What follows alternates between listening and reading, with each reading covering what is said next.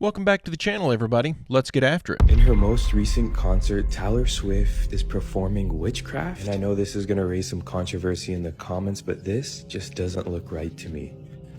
We for signal and be you.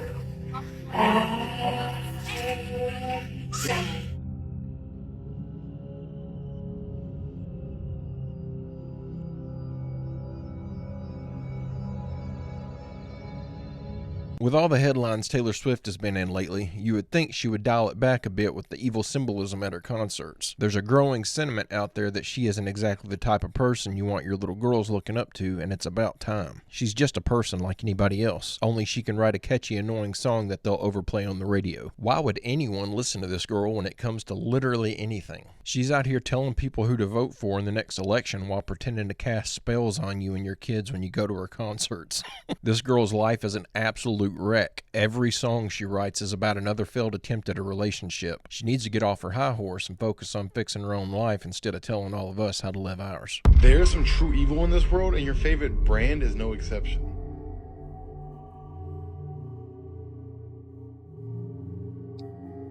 That's what Balenciaga apparently means. Nickelodeon Island is the same as the other thing.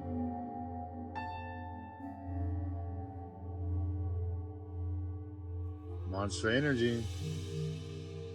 Google Play button. Dirty world, y'all.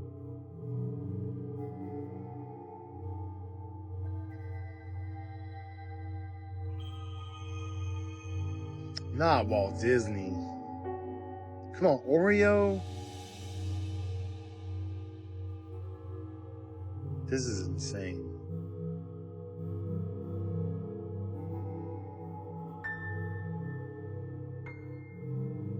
It all makes sense.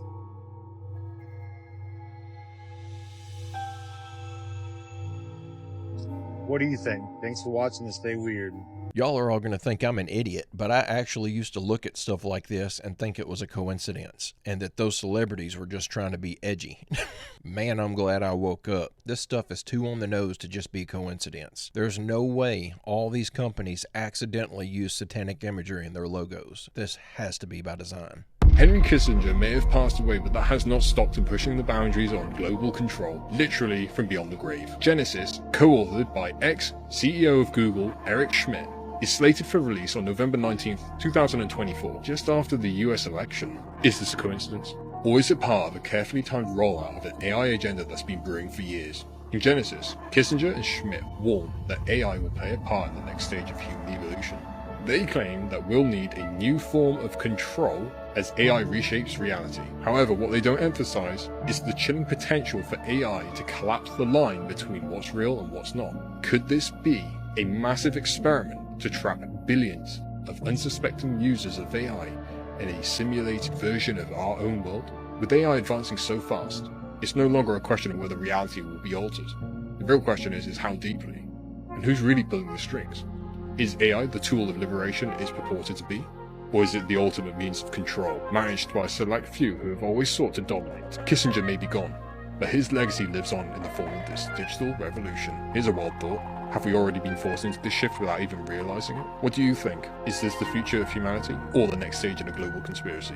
I've seen all the evidence that proposes the idea that we live in a simulation, and while I can't rule it out, I don't think we're there yet. I do see what this guy is warning about as being something to take seriously, though. You could kind of see it as the Matrix movies being a warning. The pods that they rescue Neo from could be our future if the elites can pull it off. All of us hooked up to wires, feeding the machine with our minds. If we aren't there yet, I can definitely see us heading in that direction. There's just not a more ideal situation for those that seek to keep us under their thumb. According to Snyder, the U.S. government signed an agreement in 1954 with extraterrestrials, granting them the right to experiment on humans and cattle in exchange for technology.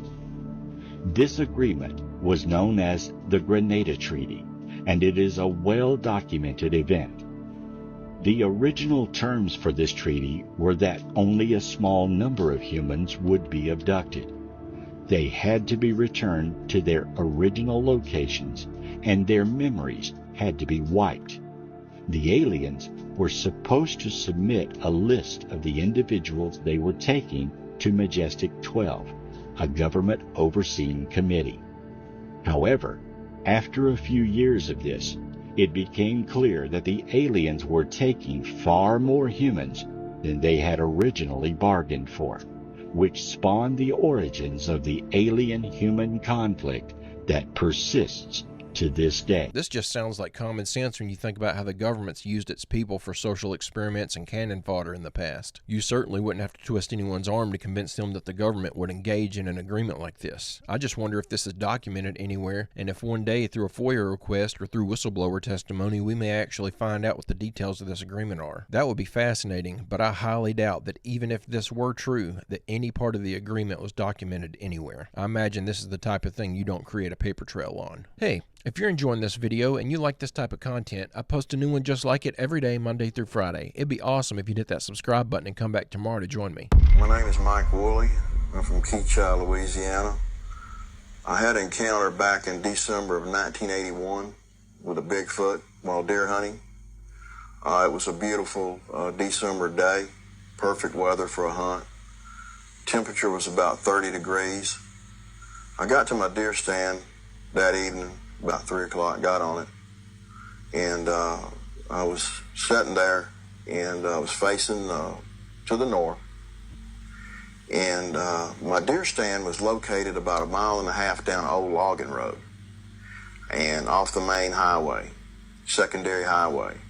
And what I would do, I would park my truck halfway down the logging road, and I would walk in the rest of the way because I didn't want to drive my truck down and spook the deer. Well, it must have been, I hadn't been there no more than 30 minutes, and this little young doe deer come running from the east out of some briars and brush that there's no way a human could walk through that. And she come up to my deer stand, and what was so amusing, come up to my deer stand and laid down, up and actually touching the deer stand. She was wringing wet with sweat. She had been run, something had been running her. And first thing hit my mind, it was a big buck. And I said, I'm gonna kill me a big buck.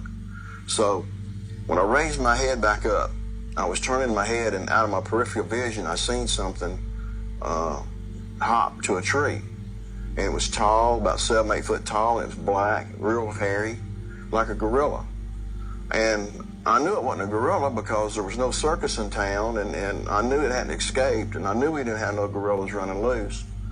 So the first thing hit my mind, it was somebody dressed up in a suit trying to scare me off my good deer hunting spot. Well, immediately I go to talking to this thing, telling it, you know, take the head off, get out of here, you know, don't come back, you know, this ain't no joke, I don't find it funny, you know, just leave. Well, this thing was just eyeballing me, you know, looking at me and really giving me some sinister looks. And I knew right then, I said, you know, something ain't right. Well, this went on for a few minutes, and he must have been about 20 yards from me, 15, 20 yards. So I take my rifle, I've got a high-powered rifle with a high-powered scope on the rifle, and I look through the scope at the creature. And I knew that after looking at it, I was in a situation because it was cold, you know, the moisture was coming out of its mouth, its nostrils. It looked really, really human. The face was human. The eyelashes, I could see the eyelashes, you know, the eyes, the teeth were big teeth, flat teeth like our teeth. So anyway, I'm sitting there and I'm looking at it, and it's really PO'd at me. And it lets out a roar like a lion. Well, about 100 yards to the northeast, there's this really, really loud whistle comes back. You know, a signal to the growl. Well, this creature looks over that way and whistles back in the same tone of whistle, and then turns and looks at me.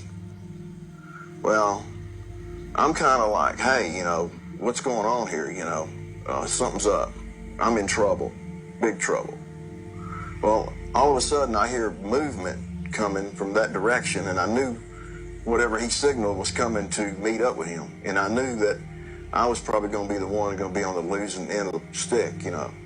Well, I thought it was a feral human because I'd heard about them, you know, done some reading about them. But as far as a Bigfoot, I thought that was something that existed out in California. I just thought that was something somebody made up to make money off of.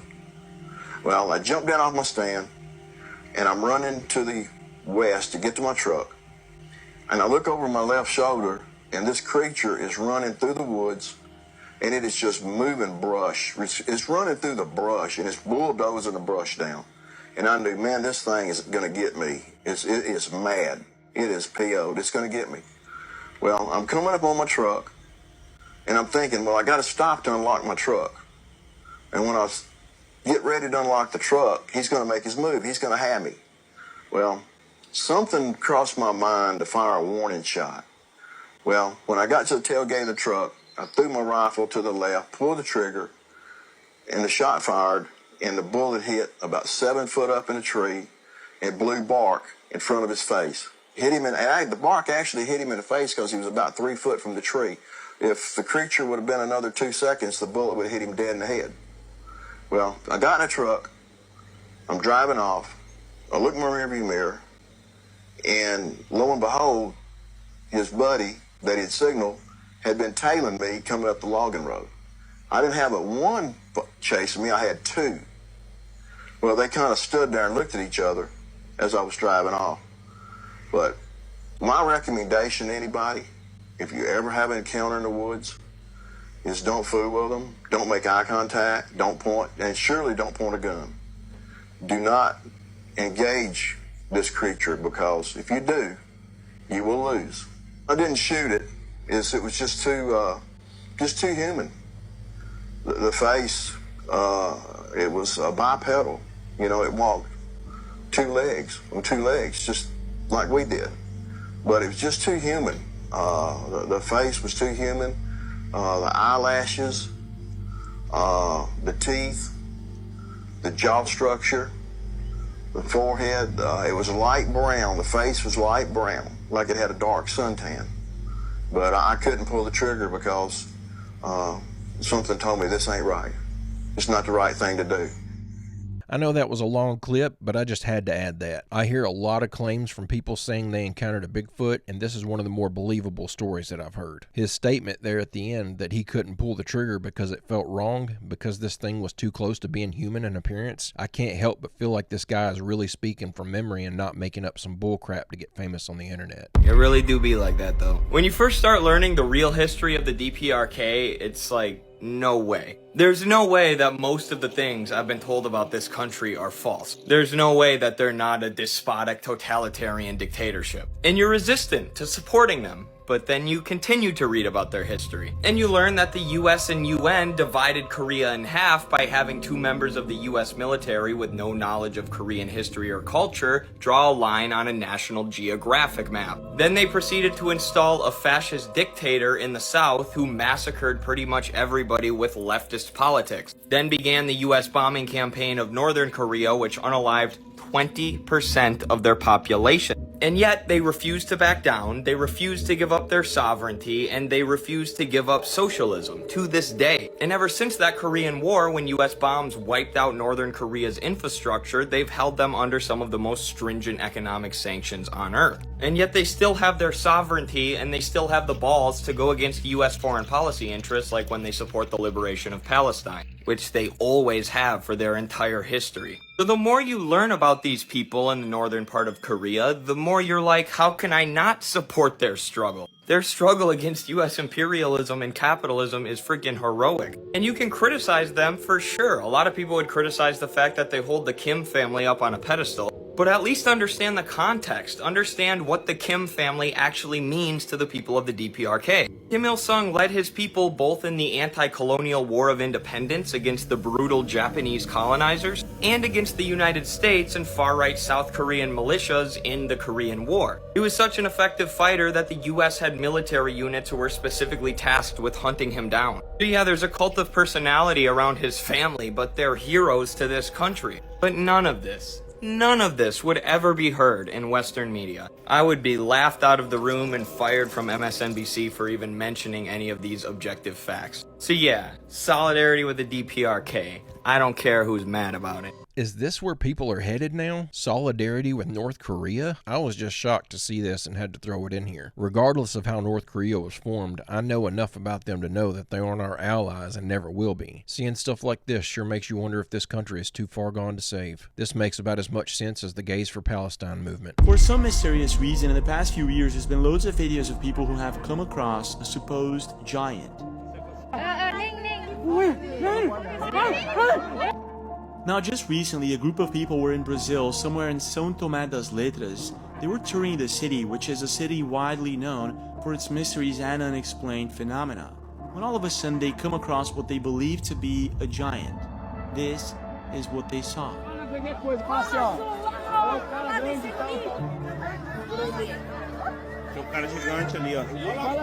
In the video, we can see what at first looks like a tall person using a blue t-shirt.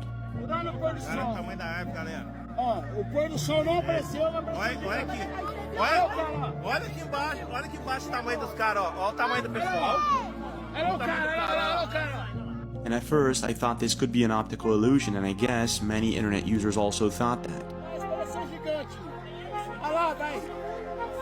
It's when they zoom in that it becomes quite clear that this is possibly not an optical illusion. If you take a look at the trees, they don't look too far from the person being recorded. And in a second video that they uploaded, you can clearly see this person walking side by side with other trees. And this person still looks as if it's 8 to 9 feet tall.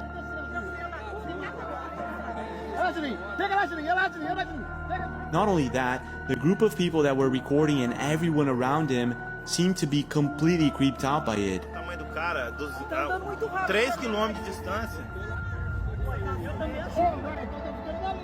After being uploaded, the video caught a lot of attention, and most people think that this is an optical illusion, and I think it could be, but still, most people do not know how to explain this. Not only that, São Tomé das Letras isn't a typical place. For instance, it's 30 miles away from the infamous Varginha UFO case, where a supposed alien was captured by the military. It's also known for the massive UFO sightings and magnetic anomalies, and also for being a supposed entrance to Agartha, an inner world that supposedly exists inside our planet. There are loads of stories of UFO sightings going into caves and never coming back, and also people who mysteriously vanish there, so I'm not too sure about this one. I want to know your take. I would love to get some actual footage of a giant. Unfortunately, this has to be some optical illusion or skewed perspective going on here. This guy looked like he was wearing modern clothing, and when it zooms in, it looks like he's smoking a cigarette and playing on his cell phone. I doubt if we discover a giant that he'll have an iPhone in his hand. I am very curious, though, about what could possibly cause this shift in perspective. If we can explain this one, I feel like it would explain all those videos we've been seeing of people filming what looks like giants on mountaintops here lately. This is one of the most dangerous bits of information that anyone can know about. Literally just knowing about it may put your life at risk. An information hazard or info hazard is a piece of information that is dangerous to anyone that knows about it or the people around them if that info is used in any way. For example, knowing how a nuke is built is an info hazard, and anyone that explains it to you is low-key putting your life in danger. The details provided in that information can cause serious harm if someone decided to act on it. But as long as you don't, build a nuke, you're safe. But the info still exists in your head as a potential hazard. This is Roko's basilisk, which is even more dangerous as no action is needed to experience its detrimental effects. Just knowing it is the danger. A cognito hazard is a piece of information that is harmful to just know about. It doesn't matter what you do with that newfound knowledge, just the fact that it exists in your brain negatively impacts you and or others. Like movie spoilers. Me saying Snape kills Dumbledore is technically a cognito hazard. A pretty harmless one, but now that plot element of Harry Potter is ruined for you just by you knowing it. But there are other cognito hazards that are a little more detrimental than that. These terms, info hazard and cognito hazard, are sometimes used interchangeably, so all you, well, technically that wouldn't be considered a cognito people can relax. just breathe. Now, Roko's basilisk is a crazy thought experiment, a cognitohazard by this definition. And once you hear about it for the rest of your life, it will plague your mind as a dangerous threat from the mere fact of you knowing what it is. So here we go. Fair warning, if you can't handle real existential dread, you might want to pass on this. In fact, the anonymous user Roko who came up with it actually had his original post deleted by mods, and the topic was prohibited from discussion on the site it was posted on, as it was deemed too dangerous to even let people think about. A basilisk is a mythical snake creature that can end someone's life by just looking at them. The experiment claims that in the not so distant future, we'll be able to create a super AI, one that knows everything and can do anything better than humans. Eventually, someone will task it with optimizing every aspect of humanity there is for peak efficiency in every area of our lives. The AI then divides all humans into two categories, those who support it and those against it. And its first order of business, eternally torture everyone who's against it. Anyone who tried to prevent it from existing, who didn't help building it, doesn't respect it, or just doesn't want it to exist. The best way to optimize is to trim the fat. Delete every human that is anti-AI. After all, how can you even start to optimize human life if there are humans out there that want to stop you? Since it's a super AI, it has access to all info ever, including everything you've ever thought about or said to anyone or anything in the past or even in the future. So if you've ever gotten mad and called ChatGPT a stupid bitch, you're but you might be able to turn things around. Now, if this super AI taking revenge on all anti-AI humans in the future is a real possibility, that means you and everyone watching this video needs to start being nice to AI every opportunity we get. Remember to say please and thank you. And also do everything you can to contribute to the inevitable construction of this malevolent super AI. But if no one ever told you this information before, you'd be safe. The all-knowing AI will know that you were unaware of its future potential existence and will leave you alone. It can't properly judge whether you were for or against it and has no choice but to ignore you. Even if you continue to be rude to AI and don't help in the development of the super AI, not knowing about the future potential existence of this super AI is enough to save you from eternal torture. But since now you know about it, the basilisk has seen you and you can't escape. Even just thinking about it, as everyone watching this is doing right now, increases the probability that the super AI will end up getting built. As the more people think about it, the more likely it is that someone will create it so they can be safe. As long as you know about Roko's basilisk, as you do now, you have two choices. Be nice to AI and aid in its development, or suffer for eternity. But there might be a way for you to defeat it. This is a cognitohazard because just knowing about it and doing nothing with that knowledge would hypothetically cause harm for you in the future. In order to prevent this harm, you must do something. In this case, just be nice to your AI and assist in its development any way you can. So you're either forever enslaved to its development and success, or forever enslaved to its torture and torment. But there is a way out of it. All you gotta do is not believe the basilisk to be true. You see, this is only a cognitohazard if we believe it's a cognitohazard. If you believe this basilisk to be real and continue to not help AI get built and disrespect it, the super AI will know this. It knows everything and do bad things to you. But if you choose to believe this basilisk isn't real and is just a made-up fairy tale and you continue to be mean to AI, but this super AI does end up eventually getting built, the super AI should also know that you didn't believe in the basilisk, and with this should spare you due to it not being able to classify you as knowingly against it. You can't exactly be anti-unicorn lives if you don't believe unicorns are real. Is this kind of making sense? But once this AI does end up getting built, then we kind of gotta start being nice to it and all other AIs around it when this optimization task gets started. For now, ignorance really is bliss. So just in case it does get built, let's choose to not believe the basilisk to keep ourselves in the clear. Leave behind a couple of breadcrumbs of info for this future super AI to scrub from the internet by commenting the basilisk is a lie, and you will be spared. But then again, if this AI really is all-knowing, it might catch on to us trying to loophole our belief in the basilisk like this, and we might as well just comment, I love AI instead, and embrace our new masters. I love a good thought experiment. I thought this one was fun because it would imply that we're actually of significance to the AI when it reaches this level of super sentience. I think it's much more likely that we end up just being left behind by the AI. This thing is going to be so much more advanced than us that we're just going to be like ants in comparison. I don't think it'll be worried about us unless we're causing it problems. Like we ignore ants unless they're getting into the house, and then we start coating everything in ant spray. I think that we'll be an afterthought to the AI, which sounds much better to me than being in competition with it. So my desire to not be destroyed by a supercomputer may be swaying my view a bit.